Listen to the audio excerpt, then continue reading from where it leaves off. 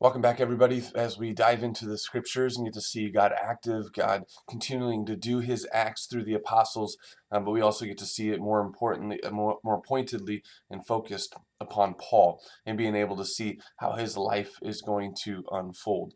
As we get to see this, he's in Jerusalem and being able to be questioned, be able to be brought before the commander, the Roman government within the time to be able to see, and the Jews are now conspiring. And now they are addressed by Paul, and they listened.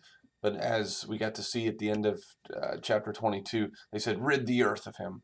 They don't want anything to do with him anymore. They're going to be starting to plot a way to eliminate Paul, and that's where we pick up in chapter 23 that they were about ready to flog him, and they were about ready to uh, uh, punish him in that kind of way. And he said, "This isn't right for a Roman citizen." So they withdrew, brought him to the commander. Now they're going to be able to take those steps forward. Just a nice little narrative on Paul's life, but Paul's faith as he journeys forth to see what God has in store for him in different places. Not necessarily in Jerusalem, but where he's going to be sent to. We get to see that ending spot being Rome.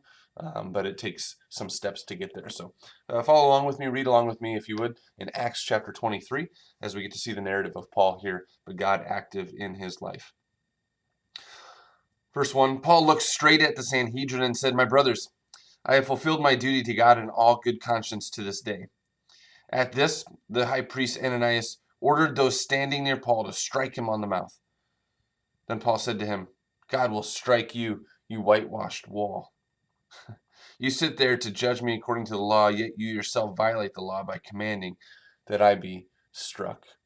A whitewashed wall, you get to see it, being able to say, here's the foundation of something, here's the real wood, but then they whitewash it over, and being able to say they give this luster, this kind of fake reality of the whitewashing, as they talk about the whitewashing of the tombs to make them look a little cleaner, to make it look a little nicer, but the reality to the foundation is dirty underneath. And so he's saying here, you whitewashed wall, you're a hypocrite. And calling the high priest that is going to bring him to another level. It says here in verse 4, those who were standing near Paul said, "You dare to insult God's high priest?"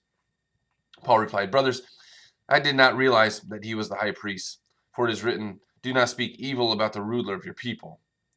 Then Paul, knowing that some of them were Sadducees and the others Pharisees, called out in the Sanhedrin, "My brothers, I am a Pharisee, the son of a Pharisee.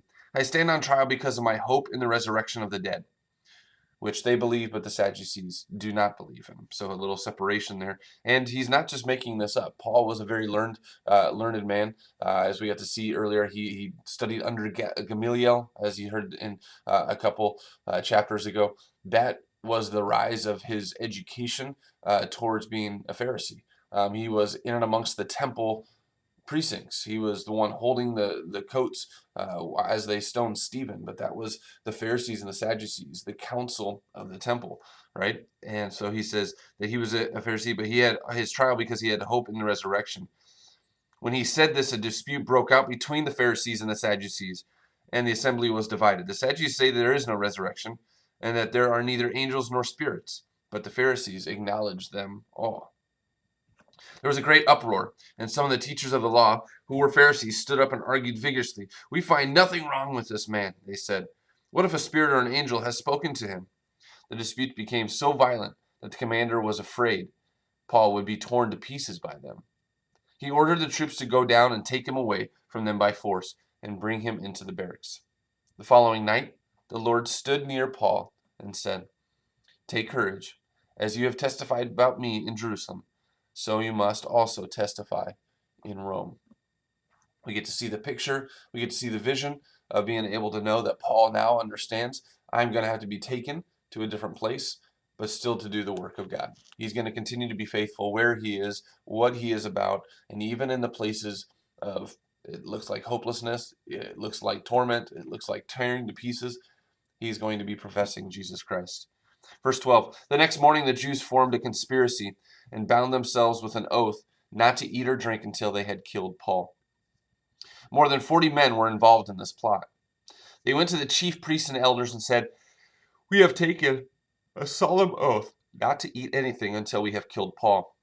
Now then, you and the Sanhedrin petition the commander to bring him before you on the pretext of wanting more accurate information about his case. We are ready to kill him before he gets here." But when the son of Paul's sister, Paul's nephew, heard of this plot, he went into the barracks and told Paul. Then Paul called one of the centurions and said, "Take this young man to the commander. He has something to tell him." So he took him to the commander. The centurion said, "Paul, the prisoner, sent for me and asked me to bring this young man to you because he has something to tell you." The commander took the young man by the hand, drew him aside, and asked, "What is it you want to tell me?" He said, "The Jews have agreed to ask you to bring Paul before the Sanhedrin tomorrow on the pretext of wanting more accurate information about him. Don't give in to them, because more than 40 of them are waiting in ambush for him. They have taken an oath not to eat or drink until they have killed him. They are ready now, waiting for your consent to their request." The commander dismissed the young man and cautioned him, "Don't tell anyone that you have reported this to me." Another act of God as we get to see, like, why was his nephew in and amongst those crowds being able to hear about that? Well, probably because he was raised up just like Paul was raised up in his family, his sister's son. And so he might be being raised up in the temple courts. He might be close and being able to have that education. And so they had him close. It just so happened that most likely he was close for the appointed reality that Paul needed to hear this conspiracy, bring it to the commander to be able to save Paul, so that Paul would continue on the vision of God that he is going to make it to Rome. He's not going to be killed in Jerusalem. Verse 23. Then he called two of his centurions and ordered them, "Get ready a detachment of 200 soldiers, 70 horsemen, and 200 spearmen to go to Caesarea at 9 tonight."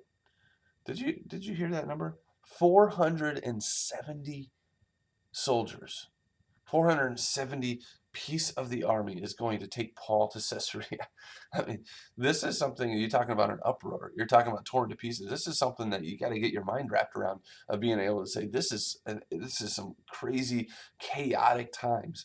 And Paul is just sitting there in the middle of it, kind of calm, it seems like. But this is not a calm time. 470 soldiers to be able to take Paul. That's the uproar that we get to see in this way. Verse 24, "Provide mounts for Paul, so that he may be taken safely to Governor Felix."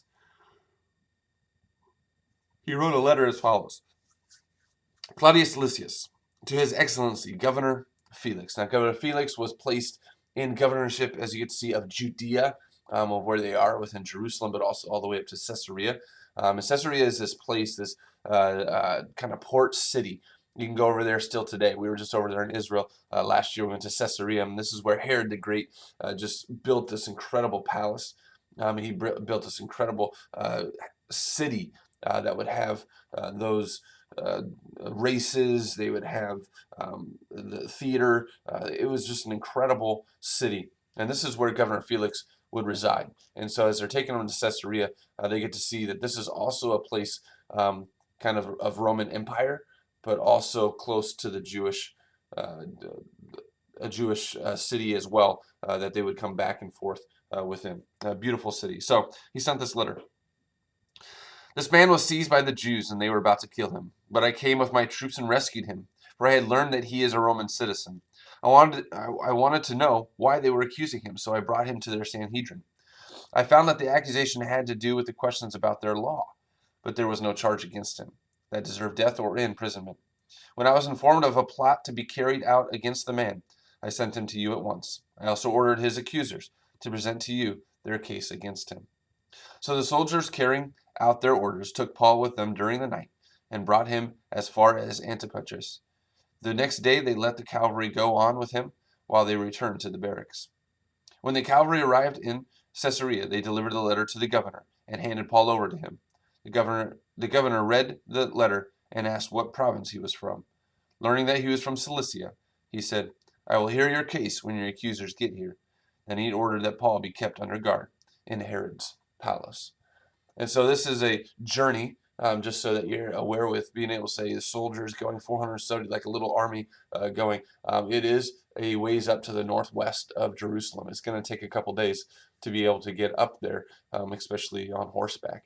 And so as they take him to this place, Caesarea is going to be a place that they're inviting the accusers to come. But now it's just kind of stepped up a little bit. Now it's not necessarily just in Jerusalem of this commander of being able to see. Now it's going higher into the Roman Empire. Now he's going to be before a governor. Now his accusers have to actually come to Caesarea, which is a good ways, miles and miles, that they're going to come to Caesarea to accuse Paul before the governor to see if the Roman Empire will do anything because he has broken the law, even though he hasn't broken the law. But yet Paul knows that. And this is one thing that is really impressive about chapter 23 in Acts. Paul is comforted by God, knowing that he's going to have to go through some trials, but he knows the ending part. Here's the beautiful comfort for us. We know the ending part.